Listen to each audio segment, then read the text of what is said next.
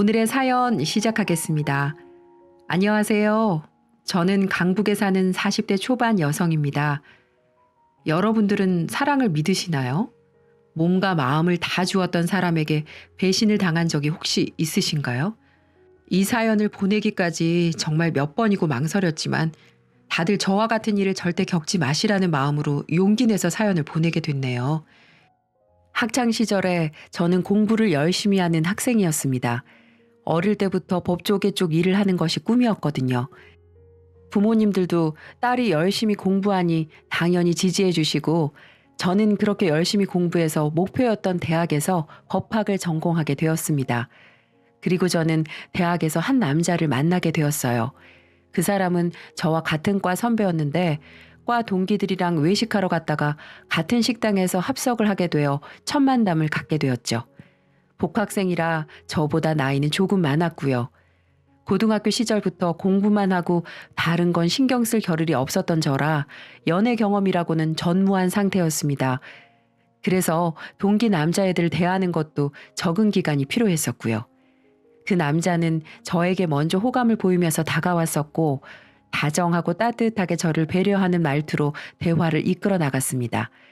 제가 경험이 한 번이라도 있었다면 어땠을지는 모르겠습니다만 아무튼 좋게 말하면 순진했고 나쁘게 말하면 물러 터졌던 저는 말 그대로 그 남자와의 대화에 빨려들듯이 스며들어갔어요. 먼저 연락처를 물어본 것도 그 남자였고 정말 누가 봐도 저와 사귀고 싶다는 듯이 계속 대시를 하더라고요. 주위 동기들도 저에게 잘해보라고 지지를 해줬고 저는 그렇게 그 사람을 처음 만나고 몇 달 안 되어서 연애를 하게 되었습니다. 그때가 저 대학교 3학년 때였어요. 그 사람은 이미 사법시험 1차를 붙고 2차를 준비하고 있었고요. 군 복무도 끝난 상태여서 이제 정말 변호사 될 일만 남았었어요. 그런 모습이 제게는 더욱 멋있어 보이고 동경의 대상이었습니다. 제 공부만 하던 제가 남자친구의 시험 뒷바라지 하느라 과제를 제출 못한 적도 있었을 정도로 저는 그 남자를 사랑했었어요. 그 사람이 잘 되는 게 곧 내가 잘 되는 거라고 생각했고 그 사람과의 미래에는 무조건 내가 함께할 거라고 생각했으니까요. 그 사람은 시험에 붙고 신참내기 변호사로 일을 시작했습니다. 제가 합격한 것처럼 정말 행복해하면서 기뻐하고 서툰 솜씨로 엄마를 달달 볶아가면서 밤새 온갖 반찬들을 만들어서 집으로 갖고 가서는 축하의 상을 차려줬어요. 그 사람도 내가 열심히 일해서 너도 잘 되고 우리 꼭 결혼하자 라고 말했고 저는 이제 행복할 일만 남았다고 생각했죠. 학점이 채워지자마자 저도 사법시험 1차에 응시했고 합격했습니다. 2차는 훨씬 더 어렵다는 걸 잘 알고 있었지만 그래도 저는 열심히 할 자신이 있었고 그럴 예정이었습니다. 변호사는 제 오랜 꿈이기도 했으니까요. 하지만 제 계획은 한순간에 물거품이 되었습니다. 바로 저의 갑작스러운 임신 때문이었죠. 졸업하기도 전이었고 2차 시험을 준비하고 있던 상황에서 저는 너무도 당황했습니다. 한편으로는 사랑하는 그 사람과의 사이에서 생긴 낙이라는 생각으로 기쁘기도 했지만 마냥 행복할 수 없는 상황이었어요. 임신 4주라는 이야기를 들었을 때 감정이 아직도 생각이 나네요. 그런데 그 사람은 너무도 자연스럽게 우리 그럼 결혼해야겠네 라고 일을 진행시키더군요. 물론 처음에 임신 소식을 알렸을 때는 당황하긴 했지만 바로 기뻐하는 기색을 드러냈고 난 어차피 너랑 결혼할 생각이었는데 우리 아기까지 가져줘서 너무 고마워 라면서 임신 소식을 반가워하더군요. 1년이 넘게 만나는 사람이 있다는 건 아셨는데 정식으로 부모님께 소개는 처음이었습니다. 그런데 그게 임신과 결혼이었으니 부모님은 난리가 나셨죠. 당연한 반응이라고 예상은 했었어요. 아빠는 아무리 변호사라지만 이제 갓 된 건데 어떻게 책임지려고 그러나? 하며 그 사람에게 물었고 그 사람은 지금 로펌들의 이력서 넣으며 구직하고 있습니다. 조만간 자리 얻을 수 있을 거고 제가 아기랑 선이 다 책임지겠습니다. 결혼 허락해 주세요. 라고 말했죠. 그 사람이 돌아가고 나서 엄마와 아빠와 저는 대화를 나누었어요. 엄마는 지금 2차 준비하고 있는 게 아깝긴 하지만 애 아빠 되는 사람이 책임지겠다고 하는 마당에 지우는 것도 아닌 것 같다. 라고 하셨고 사업을 하셨던 아빠는 그래도 지금 여기서 네 꿈을 멈추면 나중에 다시 시작하는 게 어렵지 않겠니? 아빠는 무조건 네 의견 따를 거다. 라고 하시며 올바른 선택을 하라고 하셨습니다. 저는 제 꿈을 굉장히 소중하게 생각하고 있었는데 그때 철없던 저는 제 실질적인 첫사랑이나 다름없던 그 사람을 정말 사랑하고 있었나 봐요. 아니, 앞으로 보고 뒤로 봐도 미친 듯이 사랑하고 있었죠. 아빠의 말에 바로 그 남자와 결혼하고 아기나 잘 키우겠다고 했으니까요. 저희 쪽에 허락을 받자마자 바로 그 남자의 집에도 인사를 하러 갔습니다. 아버지께서는 지병으로 일찍 돌아가시고 어머님만 만나 뵙게 되었어요. 사실 처음부터 저를 보시는 시선이 곱진 않다는 걸 느끼기는 했습니다. 이제 시작이지만 어쨌든 자기 아들은 변호사 이름 달고 있는데 저는 이제 1차 붙은 학생에 불과했으니까요. 어쨌든 애를 가졌다니까 태교에 집중해야겠네. 그럼 결혼식도 무리겠다. 식은 나중에 애 낳고 천천히 올리던가 하고 일단은 신고만 해. 그리고 지금 우리도 결혼 자금을 대줄 여유가 없으니까 당분간 우리 아들 로펌 들어갈 때까진 집에 들어와서 살아야겠다. 제 얼굴은 제대로 보지도 않으시고 어쩔 수 없이 일처리하는 듯한 모습으로 앞으로의 일을 술술 얘기하시는 어머님 앞에서 저는 그저 잘 보여야겠다는 생각뿐이었어요. 지금 생각해보면 그렇게 공부한 게 다 헛된 거라는 생각이 들 정도로 저는 사람 대할 때 완급 조절을 배우지 못했었네요. 공부는 안 할 거지? 너 우리 아들 애 가져놓고 그 공부 다 하고 시험 준비해서 잘못되면 큰일 나니까 일단 나중에 애 좀 키우고 다시 시작하더라도 지금은 그만둬라. 그래, 선이야. 지금은 우리 아기가 더 중요하잖아. 휴학 신청하고 지금은 출산 준비만 잘하자. 우리 아기 낳고 결혼식도 예쁘게 하고 너도 다시 공부 시작해서 맞벌이 하면서 키우면 되지. 남편과 어머님이 동시에 그렇게 말하니 저는 그렇게 알겠다고 대답했어요. 상견례 때도 어머님은 저에게 한 말 그대로 저희 부모님에게 말씀하셨고 엄마 아빠는 마냥 속이 편하지는 않으셨지만 임신 중에 결혼식과 공부를 동시에 하는 게 무리라는 건 동의를 하셨기 때문에 별다른 말씀은 하지 않으셨습니다. 저는 그렇게 학교 동기들에게도 놀라움을 안기고 휴학 신청을 한 후 유부녀이자 예비 엄마가 되어서 그 사람의 집으로 들어갔습니다. 이젠 남편이 된 그 사람과 시어머니와 함께 살게 되었죠. 처음에 들어가자마자 어머님은 저를 가만두지 않으셨어요. 설거지해라, 청소해라, 빨래해라는 기본이었고 로펌에 면접 보러 다니고 구직하는 남편을 위해 아침밥은 아내가 차려야 한다고 하시며 제게 다 시키셨습니다. 그리고 저보다 일찍 일어나셔서 제가 만든 반찬이나 국물 맛을 보며 평가하셨고요. 아우 짜! 너 제대로 한 거 맞니? 아니 요즘은 그 인터넷이고 뭐고 다 찾아보면 만드는 방법이 천진데 맛이 왜 이래? 외동딸이라고 곱게 자랐다고 요즘은 그게 핑곗거리가 안 돼. 오히려 혼자면 엄마 아빠가 뭐 하나라도 더 많이 가르치셨을 줄 알았는데 우리 아들은 이거 싫어해. 연애하는 동안 그것도 몰랐니? 예전에 군대에 있었을 때 만나던 애는 아주 그냥 도시락 파리바리 싸서 면회도 같이 가고 그랬는데 아유 잘하는 거라고는 눈꼽만큼도 없어서리 원. 남편의 전 여자친구까지 거론하시는데 정말 스트레스를 많이 받았어요. 임신 초기라 조심하고 또 조심해야 하는데 이럴 거면 차라리 학교를 다니며 공부를 하는 게 더 낫겠다 싶을 정도였죠. 그래도 저는 참고 참으면서 네 하고 어머니께 맞춰드렸어요. 어쨌든 아이가 있었고 남편을 사랑했으니까요. 그렇게 노력하면 잘 살 수 있을 줄 알았습니다. 그런데 그게 아니었어요. 우선 남편의 일자리는 생각만큼 구해지지 않았고 남편은 그 스트레스인지 술을 많이 마셨습니다. 그리고 제게 화를 내거나 귀찮아하는 기색도 내비쳤죠. 하지만 저는 남편도 힘들겠지 생각하면서 버티고 참았어요. 그러다가 결국에는 일이 생겼습니다. 제가 갑자기 하혈을 한 거예요. 그것도 친정에 잠깐 갔을 때 벌어진 일이라 부모님이 다 보시게 되었고 난리가 나셨습니다. 다행히 아기는 무사했지만 병원에서는 스트레스가 많은 것 같다고 했고요. 아빠는 너 무슨 일 있어? 솔직하게 얘기해. 라고 하셨고 저는 결국 시어머님에게서 받는 스트레스와 남편의 취업난에 대해 말씀드렸어요. 아빠는 사업가답게 행동파셨습니다. 곧바로 저를 데리고 시댁에 가셔서 제가 월세방이라도 구해줄 테니까 애들 분가시키시죠. 라고 하셨습니다. 어머머머, 사돈 형편이 집 하나 해주실 만큼 괜찮은가 봐요? 그런 말씀도 안 하시고 애들 결혼시키신 거예요? 그건 순서가 아니죠. 차라리 그 돈으로 우리 아들 사무실 하나 개업해 주시면 어때요?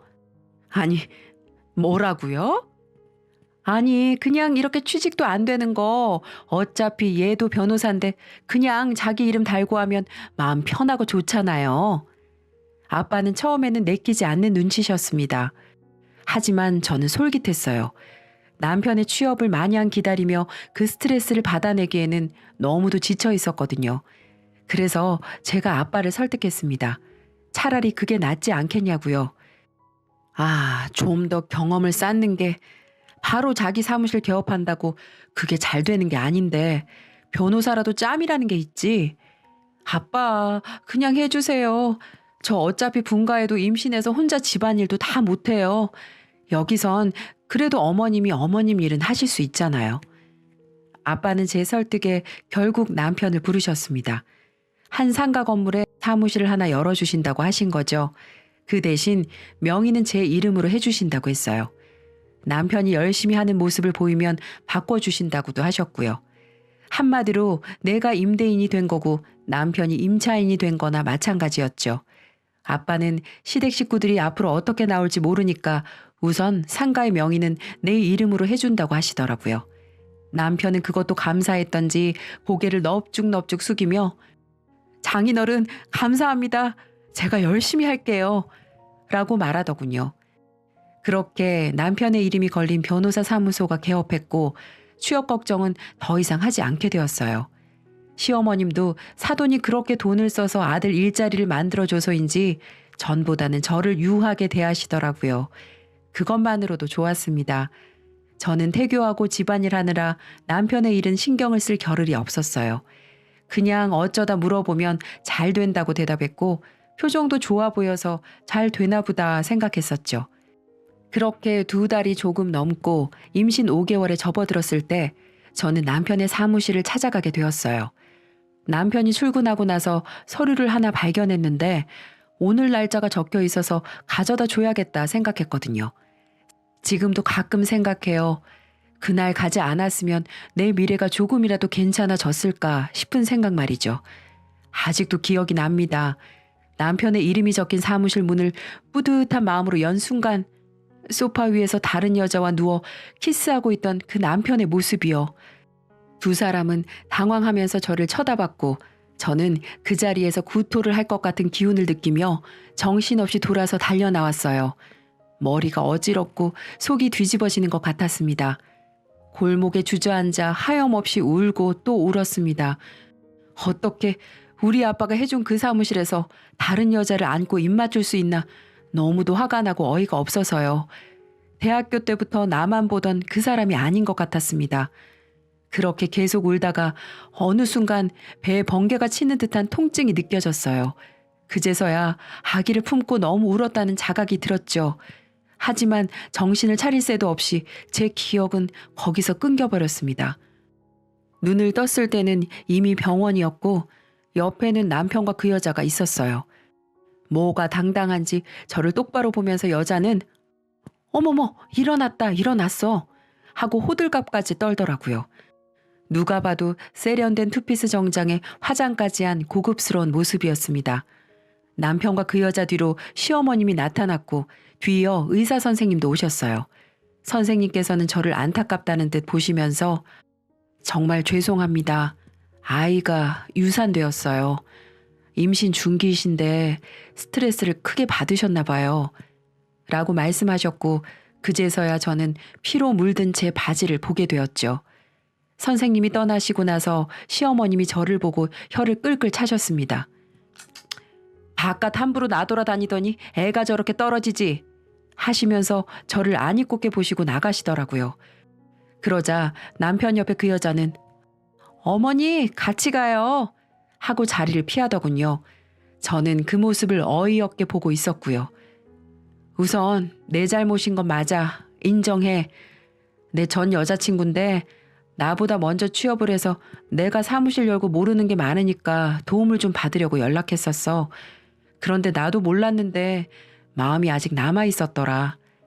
법조인다운 깔끔한 정리였어요. 기가 막히고 어이가 없었죠.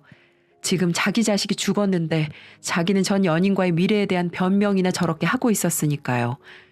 내 꿈까지 포기하며 임신하고 결혼했고 아빠 돈까지 쓰며 그를 지지했는데 돌아온 건 배신이었어요. 그리고 계속 지켜보니까 시어머님은 저보다 더 그 여자를 며느리 대접하고 계시더라고요. 어차피 우리 결혼은 아이 때문이잖아. 여기서 이혼하는 게 너한테도 좋을 거야. 살인 충동이라는 걸 그때 알았습니다.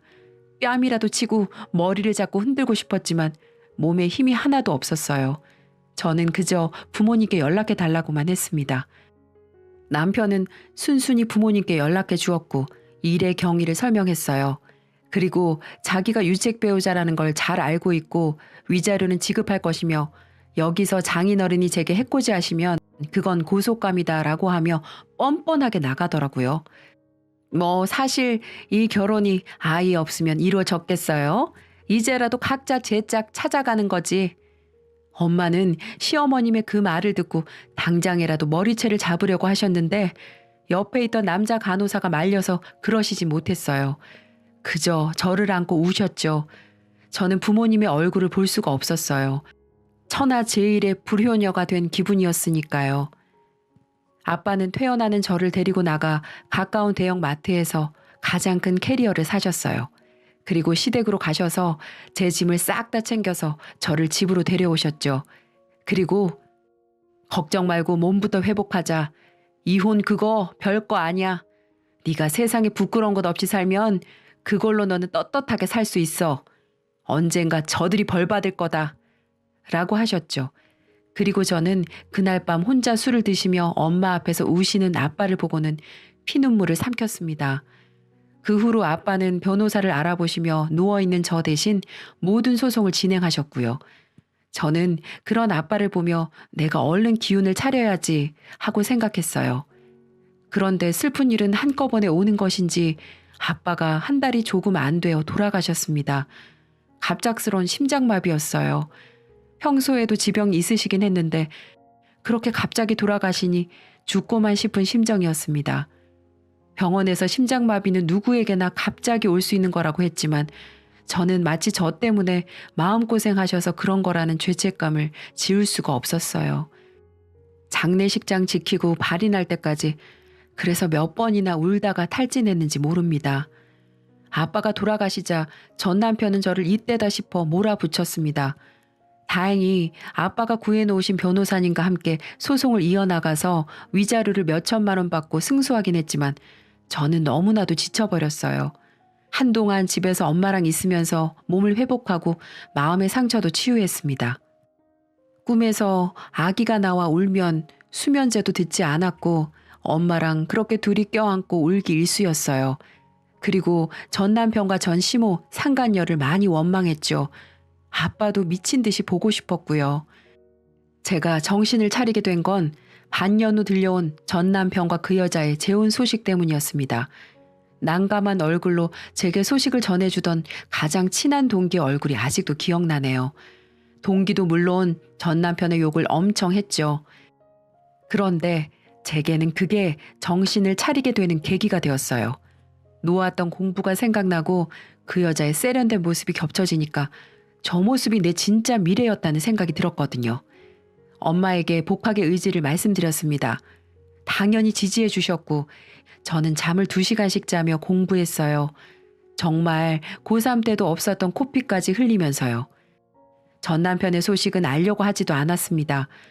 복학하니까 친구들은 이미 다 졸업해서 제 이야기를 할 사람이 없는 건 좋더라고요. 저는 졸업 후에 2차 시험까지 합격해 변호사가 되었습니다. 이혼 후 2년이 다 돼가던 시점이었죠. 그날 엄마랑 고급 호텔 가서 외식하면서 엉엉 울었어요. 아빠 납골당도 찾아가고요. 운이 좋은 건지 저는 지금까지 일하고 있는 작은 로펌에 금방 취직했습니다. 신참내기 변호사로 자잘한 사건들부터 맡게 되었죠. 그리고 그때 선배였던 현재의 남편을 만났어요. 처음에는 서류 정리부터 시작해서 사건 분석 파일에 의뢰인 상담까지 다 깐깐하게 검사하는 그 사람이 너무 얄밉기도 했어요. 그런데 저한테 쓴소리를 한 날 퇴근 시간이 되면 꼭 책상 위에 커피나 쿠키가 놓여 있었죠. 수고했어요. 점점 더 잘할 거예요. 라는 짤막한 쪽지와 함께 말이죠. 제가 처음으로 승소를 이끌어낸 건 남편의 외도로 이혼 소송을 낸 아기 엄마였습니다. 제가 공감이 가서 그런지 정말 밤새 가면서 조사하고 준비했고 결국 원하던 액수의 위자료로 승소했어요. 그리고 그날 저는 현재 남편에게 고백을 받았습니다. 알고 봤더니 제가 뭔가 하나를 해내고 자신감을 얻을 때까지 기다려주고 싶었대요. 하지만 저는 마음을 쉽게 열 수 없었어요. 바로 과거 때문이었죠. 하지만 선배는 그런 제게 계속 다가왔고 저는 결국 제 과거를 털어놓았습니다. 아휴, 고생 많았네. 내가 이제 당신 지켜줄 거야. 그러니까 더 이상 힘들지도 외로워하지도 마. 선배는 그렇게 웃으며 말하더군요. 그 말에 저도 모르게 울음이 터져 엉엉 울었고 한참 동안이나 선배는 조용히 저를 달래주었습니다. 그리고 저는 그렇게 조심스럽게 새 사랑을 시작했죠. 선배가 나이가 좀 있다 보니 집안에서 결혼을 재촉하는 모양이었어요. 제게 땀을 뻘뻘 흘리면서 조심스럽게 이야기를 하더라고요. 그 모습이 오히려 저는 결혼을 별거 아닌 것처럼 말했던 전 남편보다 훨씬 믿음이 가더군요. 그 대신 이번에는 먼저 예비 시부모님을 뵙고 싶다고 말했어요. 선배는 제 이야기를 미리 다 해놓았다고 했는데 정말로 선배 집에 처음 가자마자 어머님께서 저를 안고 눈물을 흘리셨어요. 선배는 제 이혼 아픔을 겪었던 것부터 해서 유산에 아버님이 심장마비로 돌아가신 것까지 해서 예비 시부모님이 저를 만나기 전에 모든 걸 저에 대해서 아시게끔 말을 해놨던 것 같았습니다. 지방에서 오셨다고 했는데 그냥 평범한 동네 아주머니 느낌이어서 날카로운 선배 이미지랑 상반되는 게 신기했어요. 얘야 왔니? 얘기 들었다. 그동안 얼마나 고생을 했누. 우리 아들에게 얘기 다 들었어. 이제부터 과거는 다 잊고 우리 함께 새롭게 다시 시작하면 돼. 아버님께서도 그래, 아버님도 심장마비로 돌아가셨다며 이제부터는 내가 너의 아버지가 되어줄 거다. 하늘에 계신 니네 아버지도 널 지켜줄 거고 우리에게 이렇게 와줘서 너무 고맙구나 하시며 몇 년이 지났음에도 불구하고 제게 몸보신하라면서 준비해 두신 한약을 건네시더라고요. 그 모습에 저도 마음이 동했고 저희의 결혼은 그렇게 일사천리로 진행되었어요. 이번에는 예쁜 웨딩드레스도 입고 멋진 결혼식장에서 직장 동료들, 대학 동기들 다 모아놓고 결혼식을 했어요. 제 과거를 아는 동기들도 아우 네가 그렇게 고생하더니 드디어 인생 핀다 라고 하며 저와 남편의 앞날을 축복해 주었습니다. 같은 직장에서 일하다 보니까 자연스럽게 얼굴 볼 일도 많았고 정말 전 남편과 비교하면 너무너무 행복한 결혼 생활이 시작되었어요. 정말 너무 행복했고 남편은 지금까지도 매일매일 제게 사랑한다고 해주곤 합니다. 시부모님도 저를 딸처럼 아껴주셨고 저희 어머님과도 사이가 좋으셔서 친구처럼 지내시고 정말 말 그대로 고생 끝 행복 시작이었죠. 아이는 너네 자유롭게 가지고 안 낳고 싶으면 갖지 마라 하셔서 남편하고 천천히 이야기를 해보기로 했습니다. 저랑 남편 둘 다 일 욕심도 있었고요. 그렇게 결혼을 하고 일도 열심히 하면서 새로운 인생을 행복하게 잘 살던 중이었어요. 어느 날 제게 누군가가 상담을 예약했어요. 가보니까 앳된 얼굴의 여자가 울고 있더라고요. 무슨 일이세요? 변호사님, 저 좀 도와주세요. 저 정말 억울해요. 서럽게 우는 여학생을 달래고 이야기를 해보라고 했습니다. 여학생은 자기가 임신 중인데 아이 아빠인 남자친구가 유부남이라는 걸 최근에 알았다고 해요. 그것도 남자친구의 아내가 자기를 상간녀로 고소했다고 했습니다. 저 정말 몰랐어요. 정말이에요. 우리 아기는 어떻게 해요? 임신 소식 듣고는 저랑 결혼하겠다고는 했는데 갑자기 그 사람 와이프라는 사람한테서 고소장이 날라오고. 서럽게 우는 여학생을 달랬습니다. 이런 경우라면 가장 큰 책임은 거짓말을 한 그 유부남에게 있을 테니까요. 저는 그 여학생에게 그 유부남 정보를 적어두고 가시면 고소장을 보내겠다고 했어요. 그 여학생은 그렇게 했고, 저는 먼저 있던 일을 처리하기 위해서 제 밑에 있던 인턴에게 고소장 일을 부탁했습니다. 그리고 며칠 뒤 그 여학생을 만나기로 한 날이었어요.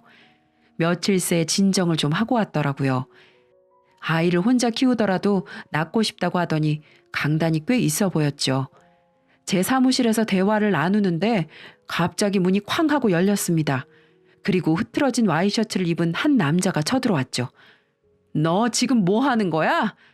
이렇게 해서 네가 득볼 게 대체 뭔데? 내가 너랑 결혼하겠다고 했잖아. 그런데 왜 여기서 이러고 있어? 이거 나요. 변호사님, 저 좀 도와주세요. 저는 여학생을 끌고 가려는 남자의 팔을 있는 힘껏 붙들려고 했습니다. 그 순간 저도 그 남자도 굳어버리고 말았어요. 면도도 제대로 하지 않은 추레한 얼굴의 그 남자는 바로 제 전 남편이었거든요. 둘 다 굳어버렸고 그 사이에 밖에서는 소란을 들었는지 경비 아저씨랑 제 남편을 비롯한 남자 동료들이 달려왔습니다. 너 선이야, 네가 어떻게 여길? 네가 얘 변호사? 남편은 이혼할 당시 아무 보잘것없던 여자가 변호사 사무실에 떡하니 앉아 있으니 너무 놀란 표정을 짓더라고요. 얼굴이 사색이 되어 저를 멀뚱멀뚱 쳐다볼 뿐이었습니다. 그래, 넌 여자 인생 힘들게 하는 재주가 여전하구나. 제 차가운 목소리에 옆에 있던 남편은 이게 무슨 상황인지 바로 알아차리고 다른 동료들과 경비 아저씨를 내보냈어요. 그리고 제 옆에 다가와 저와 그 여학생의 손을 잡고 자기 뒤로 세우더라고요.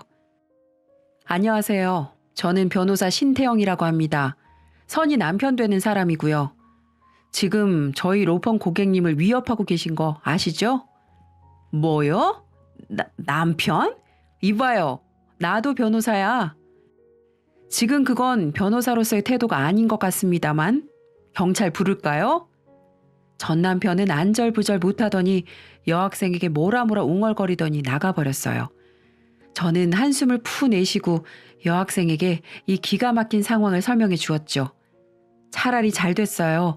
내가 법정에서 증언해 줄게요.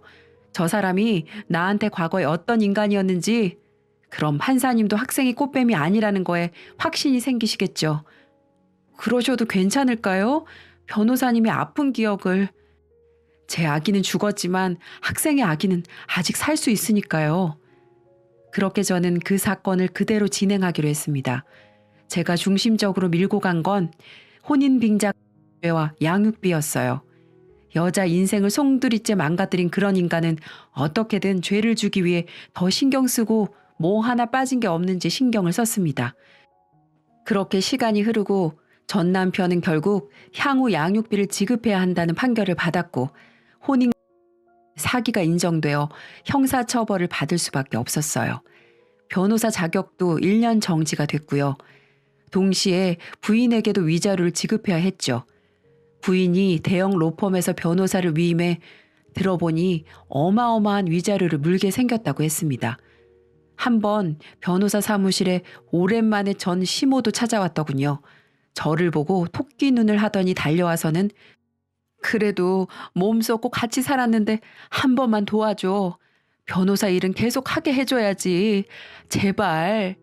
하시며 눈물을 보이시는데 전혀 안타깝거나 불쌍해 보이지 않았습니다. 저기요. 여기 아줌마 같은 분 함부로 찾아와서 그런 모습 보이는 데가 아닙니다. 그리고 누가 몸을 썩어요? 말 함부로 짓거리시면 고소할 테니 당장 나가세요. 라고 하니까 고개를 푹 숙이며 나갔어요. 아마 집안의 대들보였던 자기 아들이 이제는 변호사도 당분간 못하게 됐으니 한숨을 푹푹 쉬는 건 당연하겠죠. 그 후 여학생은 출산을 해서 미혼모 시설과 국가 지원들을 잘 알아본 후 현재 아이를 키우며 네일 아트 샵에서 일을 한다고 하네요. 양육비는 그래도 달마다 주긴 준다고 하고요. 저는 혹시 너무 적게 주거나 끊기면 바로 와서 고소장 쓰라고 했습니다. 동기들을 통해 소식을 간간히 들은 전 남편은 완전히 패인 그 자체가 되었다고 합니다. 양육비를 주지 않으면 소송이 걸리니까 술집이나 고깃집, 심지어는 일용직 아르바이트도 하는 걸 본 동기도 있다고 해요. 로펌에 취직을 하려고 해도 이력서에 뭘 쓸 거리가 있어야 하죠. 간신히 양육비 보낼 돈 벌면서 버티는 것 같더라고요. 인과응보라는 게 진짜 있구나 싶기도 하고 그 사람은 왜 그렇게 공부 열심히 하고 불쌍하게 저렇게 살까 싶기도 해요. 아무튼 저는 지금 잘 살고 있고 남편과도 행복합니다. 앞으로도 열심히 일하고 사회의 정의가 살아날 수 있도록 일 더 열심히 할게요. 감사합니다.